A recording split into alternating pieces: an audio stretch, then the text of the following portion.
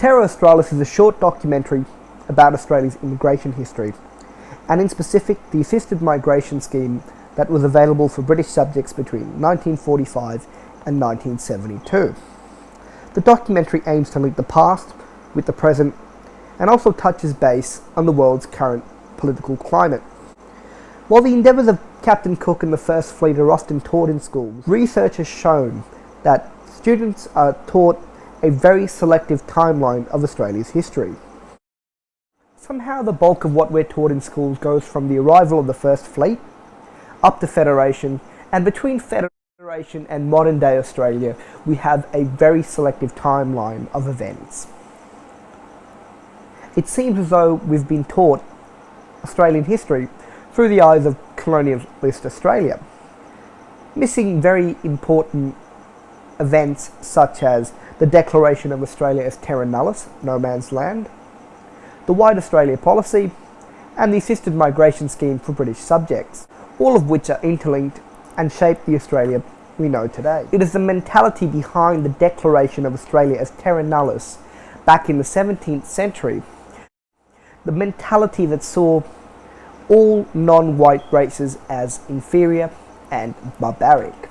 It is that same mentality that was evident in Australian politics for the next 200 years, the mentality that led to the White Australia policy and in turn led to the assisted migration scheme for British subjects. The assisted migration scheme has been responsible for some of Australia's most famous politicians, people such as Julia Gillard and Tony Abbott. Without it, we would not have the Australia we know today.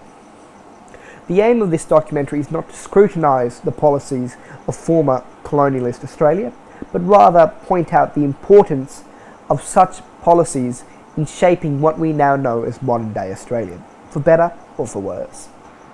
The documentary aims to give school-aged children between the ages of 10 and 18, years 4 to 12, a better understanding of Australia's untold history, and especially the vital events that aren't often talked about that played a very big part in shaping modern day Australia.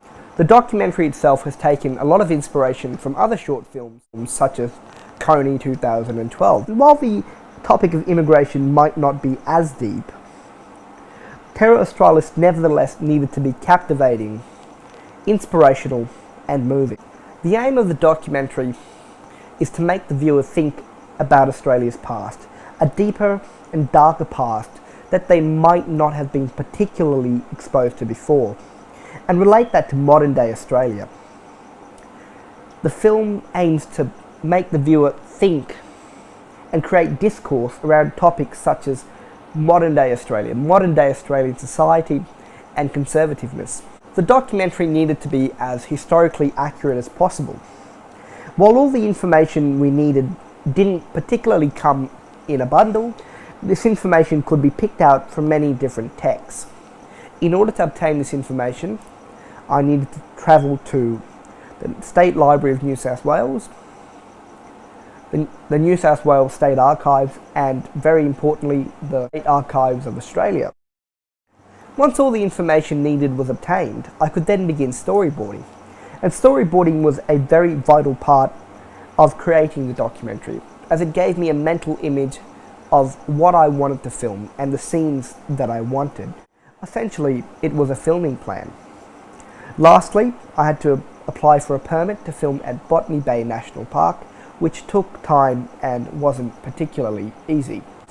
In a small-scale documentary like this one of the biggest obstacles you encounter is money. With such a small budget, everything needs to be taken into account. This includes making the most of what you have, and that is what I've strived to do. The documentary required the hiring of special equipment such as a tripod and a wireless lapel microphone. But instead of hiring a professional camera, which would have cost hundreds of dollars, I decided to make use of what I already had, which was an iPhone 7 capable of filming in 4K. By using this iPhone 7, I potentially saved myself hundreds of dollars without impacting the quality of the documentary. The software being used for post-editing is Cyberlink Power Director, Cyberlink Power Director is a very powerful video editing software that not only has the capability to edit 4K footage, but also has video special effects and has very powerful video editing tools. But definitely, one of the largest obstacles encountered in the whole filming process was manpower. The fact that most of this documentary was filmed by nobody else but myself. In order to overcome such a large obstacle, I decided to make this documentary a narrative documentary. This meant taking lots of shots of the public and scenes that represented modern day Australia and accompanying it with a narration. Overall, the documentary combines research and personal experience to create an educational experience for adolescents and adults. The documentary includes a range of footage shot in and around Sydney, as well as interview scenes. The aim of the documentary is to give the viewer a deeper understanding of the historical importance of the White Australia policy and the assisted migration scheme for British subjects, and how these events shaped the Australia we now know, as well as to create discourse around these events.